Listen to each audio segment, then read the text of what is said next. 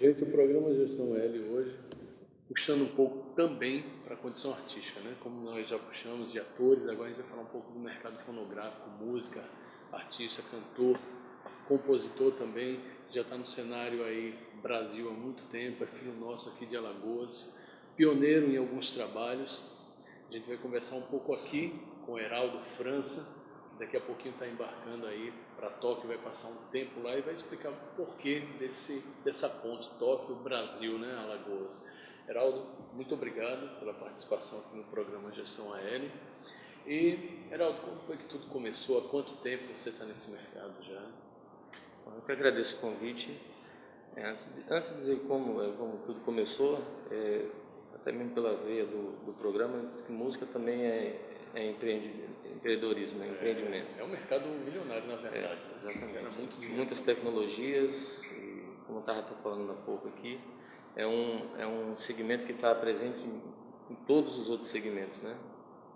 Onde você vai tem música, então realmente tem que ter todo um aparato para que seja bem feito. Bom, minha vida musical começou há 30 anos atrás, exatamente.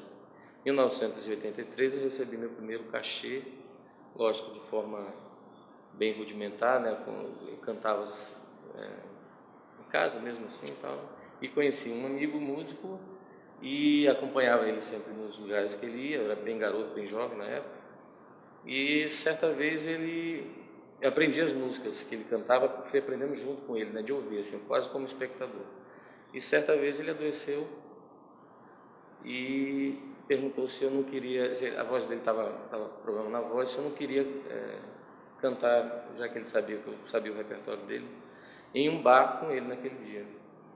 Ele só tocaria, eu cantaria. Eu disse, não, tudo bem. Aí cantei, fui, a gente fez a noite todinha. Descobri ali e ganhei quando a gente acabou a noite, né? Eu nem sabia que eu ia receber o dinheiro, eu só achava que ia só ajudar, né? Ele foi dividir o cachê com ele, disse, não, esse aqui é seu. Esse aqui é o cachê. Eu disse, o quê? Disse, o cachê. Eu disse, o que é isso? Ele disse, não, o cachê é o que a gente fala quando um músico ganha um dinheiro, é o seu salário. Eu disse, não precisa, não. Okay. Naquele dia exatamente eu disse, poxa, bacana isso, gostei. Fui para casa, melhorei o repertório, comecei a aprender violão com ele e, por incrível que pareça, 3 meses depois eu já estava tocando no mesmo lugar que ele, já dividindo o horário, tocando violão e cantando. Qual é o estilo do Heraldo França? O Heraldo toca aí. Olha, eu costumo dizer assim, os rótulos para música realmente é meio difícil porque tem tanta coisa bacana que você admira na música que se você, por exemplo, posso me rotular um músico de MPB, né? Mas tem tantos outros estilos que eu adoro, principalmente da música internacional, como canto muito na noite, música internacional, então não posso dizer que eu sou um cantor de MPB, mas de música boa, digamos assim. De música boa. Heraldo, música hoje, se a gente for comparar há 30 anos atrás, hoje está mais difícil de poder ter sucesso nessa carreira? Eu acho que tem os dois lados, né? Quando eu comecei há 30 anos atrás, basicamente você tinha que ser competente na música para dar certo. Tinha que ter a dose de sorte, lógico, tinha que ter um suporte por trás, né, de produtores, de pessoas que direcionassem sua carreira para o sucesso, mas basicamente você tinha que ser competente na música. Hoje, lógico que tem uma série de coisas agregadas a isso, né, a questão do consumismo, né, da música que todo mundo já fala que não é mais a mesma, né? Rapaz, mas não é mesmo não. Você tem que pegar as músicas, né, de antes e comparar com as de hoje. Você precisa hoje de poucas sílabas, né, para fazer música. Antigamente você precisava de grandes frases. E mesmo nas poucas sílabas parece que não tem qualidade nenhuma, pelo amor de Deus. Em contrapartida, hoje você tem uma facilidade. Por exemplo, na minha época, quando eu comecei a música, a coisa era tão difícil, tão complicada, que você não tinha sequer acesso. Para você ter, por exemplo, acesso à música de sucesso, ou você comprava o disco, que era muito caro,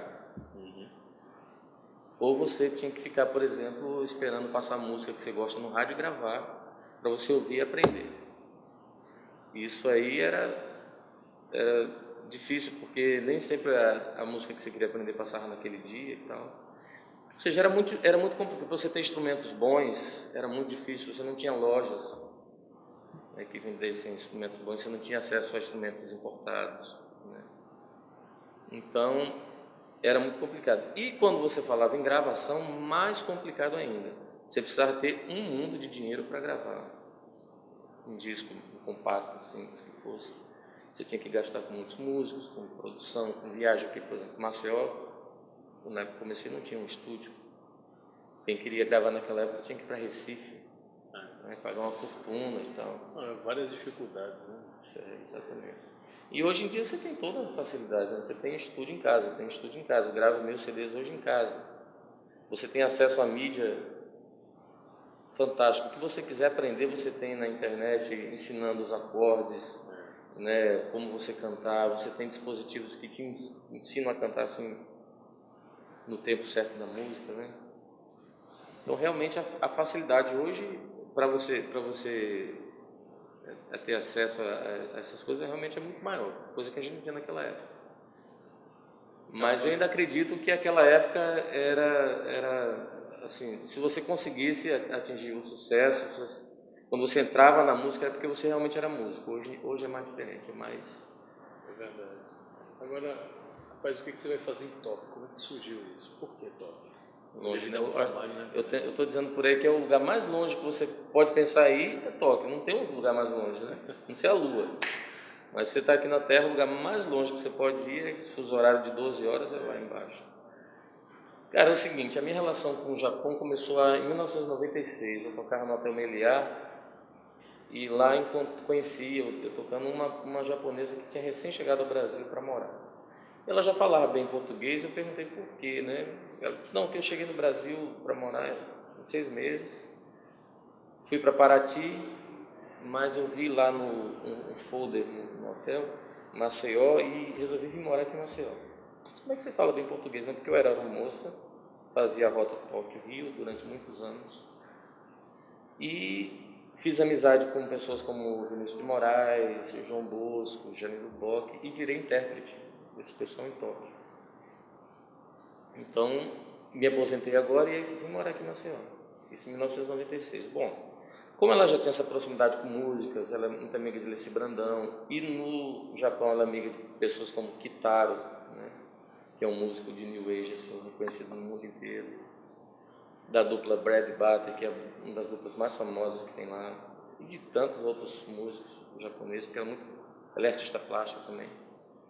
Então, durante esses anos, ela sempre me botou na ponte com alguns músicos de lá, e especialmente essa dupla Brad e Butter, que são os irmãos Satsui e Fuyumi, que gravam desde 1972 e tem um trabalho muito sedimentado no Japão, inclusive com trilha sonora de filmes, aquele Cavaleiro do Zodíaco, né? Eles, compositores e produtores de toda a trilha sonora, gravaram com Stevie Wonder, inclusive a música I Just Called to Say I Love You, aquela famosa música, né, foi dada pelo Stevie Wonder para eles, gravaram em 1977. Eles gravaram e só no começo dos anos 80 que o Stevie pediu para gravar música para o filme A Dama de Vermelho. Então tem uma relação bem próxima, de amizade mesmo. Tem vídeos no YouTube, eles brincando no estúdio, na casa do Stevie Wonder e tal. E essa dupla, que é amiga de Tomomi, ouvia minhas gravações, quando Tomomi ia para o Japão, levava na época, fita cassete, depois CD. Eles gostavam, sempre me convidavam, pô, vem para cá tocar com a gente e tal, mas era muito distante na época para mim ir para o Japão. E quando veio o primeiro convite mesmo assim, disse, não venha porque a gente tem trabalho para você, minha filha tinha acabado de nascer, eu disse, não vou. Bom, passados-se os anos, veio o centenário da imigração japonesa no Brasil, os festejos, né? E Tomomi foi representante do consulado aqui em Maceió para fazer a programação dos festejos do centenário. Então, ela disse, Heraldo, que tal você cantar em japonês? Eu disse, poxa, é impossível, como é que eu vou cantar em japonês?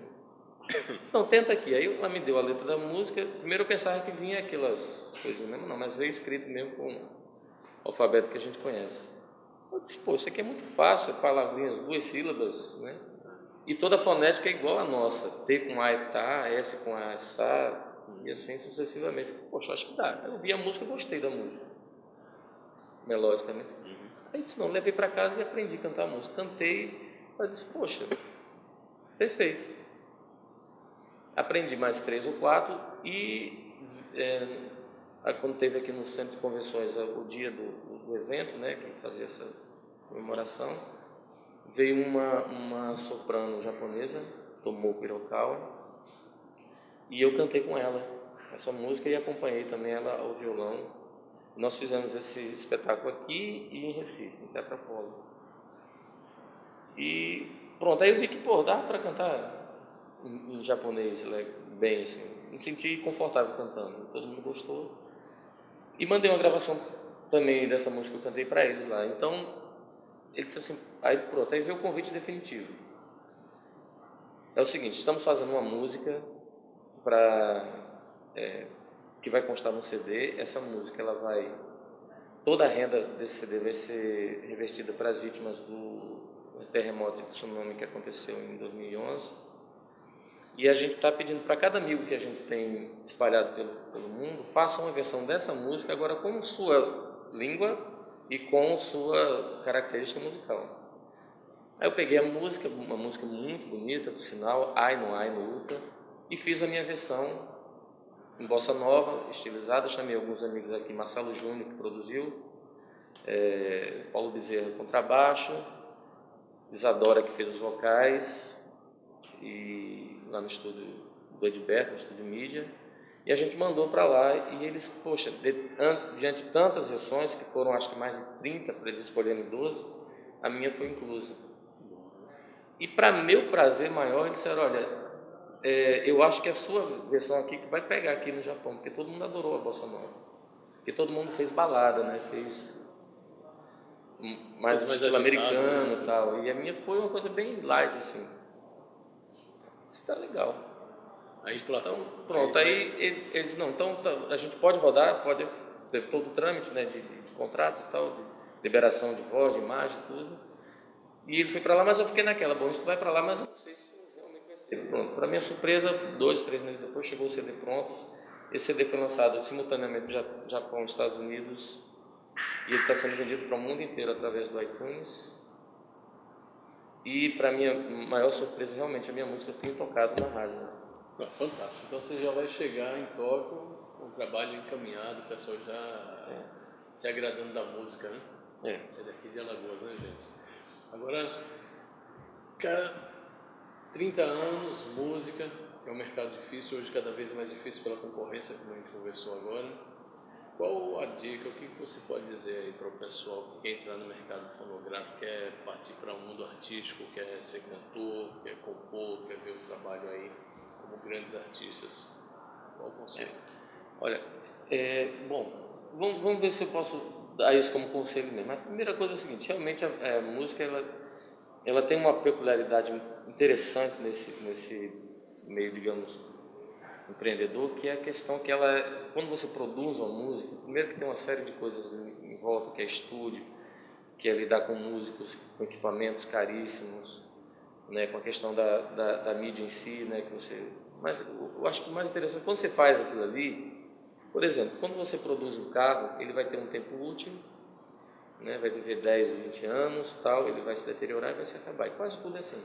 Mas quando você produz um disco, ele está praticamente para a eternidade. Quando você desafina, se você desafinou, vai ficar para a vida toda. Se você foi espetacular cantando, também os comentários vão ser para a vida toda. Então, é uma coisa que vai ficar realmente para a posteridade. Então, você tem que ter muito cuidado com aquilo.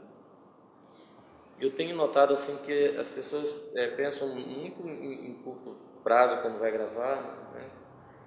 E não dá o valor exatamente para isso. Assim, poxa, será que eu fiz bem feito? Será que o estúdio que eu procurei foi o melhor? Será que principalmente isso, muita gente tem gravado e tem se aventurado nessa área sem contar com os profissionais certos, porque o primeiro produtor.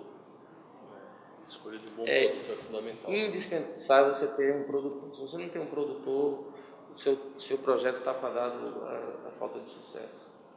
Então, esse é o primeiro profissional que você tem que procurar.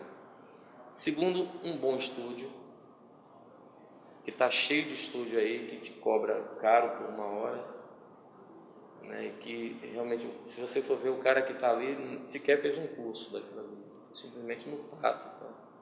Tem alguns aqui em Maceió que realmente as pessoas são bem competentes, profissionais.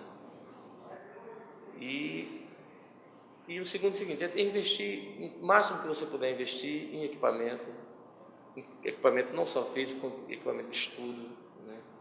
Ouvir muito, ver muito, né?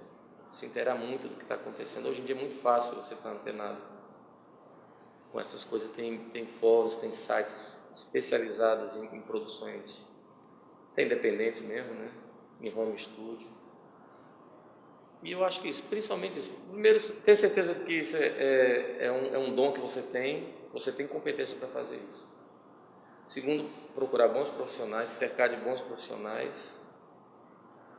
E eu acho que basicamente isso. Ok, Heraldo. Bom, o programa aqui Alagoas deseja muito sucesso aí. Tóquio, né? Você volta daqui a quanto tempo? Daqui a 3 meses, né? Então, daqui a Ainda 3 agora dia meses. 22 de maio, volto no dia 22 de agosto, 3 meses. Olha só. Então, muito sucesso, com certeza vai ter lá, até porque a música aí já está, né, correndo por lá, o pessoal já está conhecendo. E é um prazer ter Alagoas sendo representada aí, representado em Tóquio ainda mais, né, do outro lado do mundo, né, por um artista nosso. Heraldo, muito obrigado pela participação. Esteja à vontade para quando eu retornar aqui ao Brasil contar como é que foi, né? Eu que agradeço a oportunidade de falar sobre música, como um instrumento também de trabalho, de comércio, né? Eu acho que música Por aí. é por aí. Muito obrigado, gente. Até daqui a pouco.